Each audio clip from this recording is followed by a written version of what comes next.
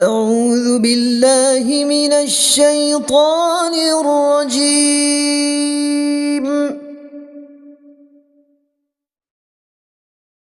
ليلة القدر خير من ألف شهر. الله أكبر. بسم الله الرحمن الرحيم. إنا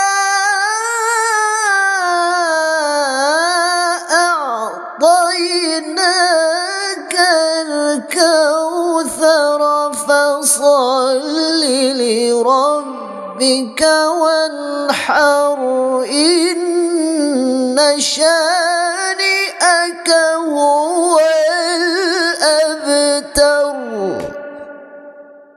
صدق الله العظيم.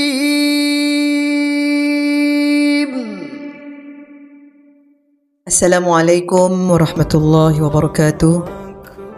الحمد لله نحمده ونستعينه ونستغفره. اللهم افتح علينا حكمتك وانشر علينا من خزائن رحمتك يا أرحم الراحمين. رب اشرح لي صدري ويسر لي أمري واحلل عقدة من لساني يفقه قولي. اللهم إنك عفو تحب العفو فاعف عنا. اللهم إنك عفو تحب العفو فاعف عنا. اللهم إنك عفو تحب العفو فاعف عنا. Syukur kehadrat Allah, kita sudah pun berada pada malam yang ke-27. Malam yang Allah masih beri peluang kepada kita. Malam yang sering diharapkan sebagai malam yang sangat hampir dengan Lailatul Qadar. Dan Allah berfirman dalam surah Al-Qadar, sebagaimana nikmat yang paling besar yang tak ternilai pada satu malam menyerupai khairu min alfi syahr, 1000 bulan. Orang soleh dahulu bila sampai malam-malam akhir Ramadan, mereka sudah tidak lagi bercakap tentang dunia. Mereka bercakap tentang ampunan, taubat dan nasib mereka di sisi Allah Jalla wa'ala. Sebab itu sahabat Nabi hidup dengan hati yang sangat takut kepada pencipta kita.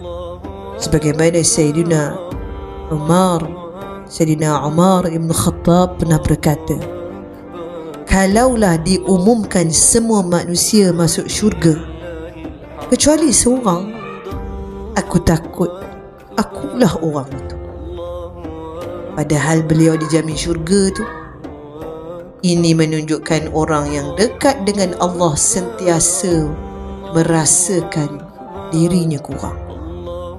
Manakala Sayyidina Abu Bakar As-Siddiq pernah berkata, alangkah baiknya jika aku hanyalah sebatang pokok yang ditebang, bukan manusia yang akan dihisab.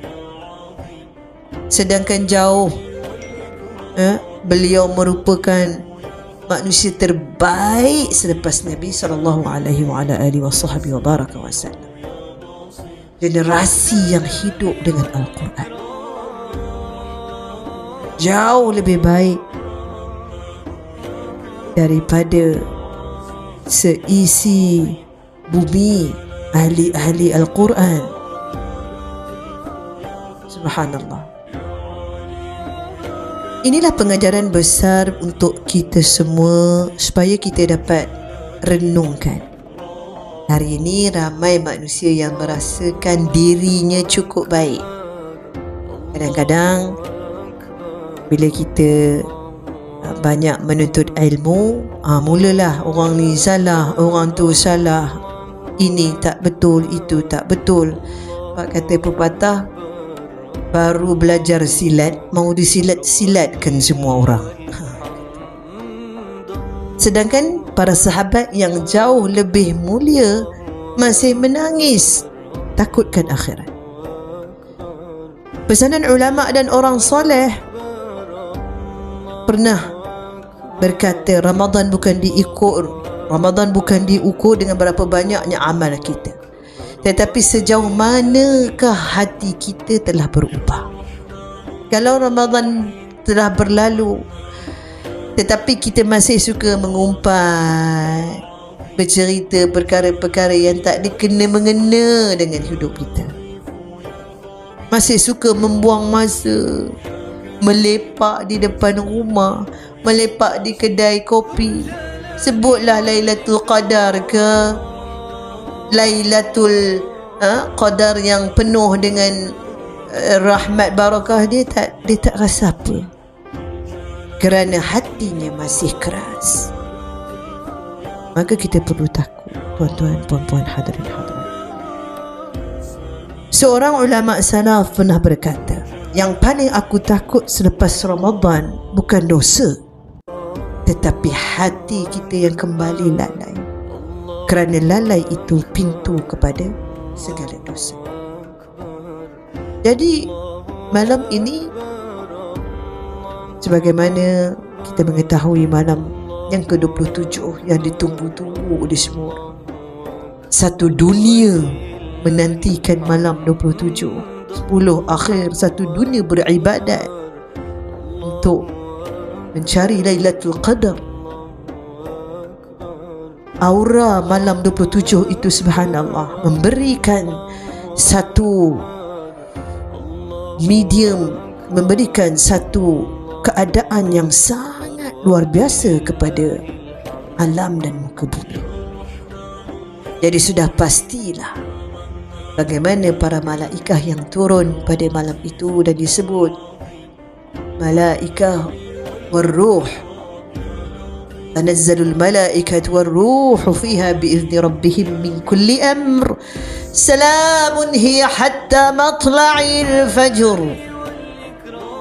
Katakan para malaikat turun ke bumi Allah Jalla wa'ala untuk melihat insan-insan yang beramal, beribadah, dan memberi apa yang telah disampaikan oleh Allah Jalla wa'ala kepada mereka untuk menyampaikan kabar gembira kepada kita semua. Dan disebut spesifik warruh, yakni malaikat Jibril alaihi salam, yang kedudukannya yang tinggi. Allahu Akbar. Jibril mengulangi turun ke bumi selepas bertadarus bersama Nabi sallallahu alaihi wasallam, dan hari ini Jibril sekali lagi turun ke bumi untuk menyampaikan segala kebaikan yang telah ditetapkan, qadar yang telah ditetapkan kepada kita semua. Allah, marilah tuan-tuan puan-puan kita berdoa semoga kita terpilih menjadi insan yang special, insan yang terpilih untuk kita mendapat qadar yang terbaik pada tahun ini maupun masa-masa akan datang. Wallahu a'lam.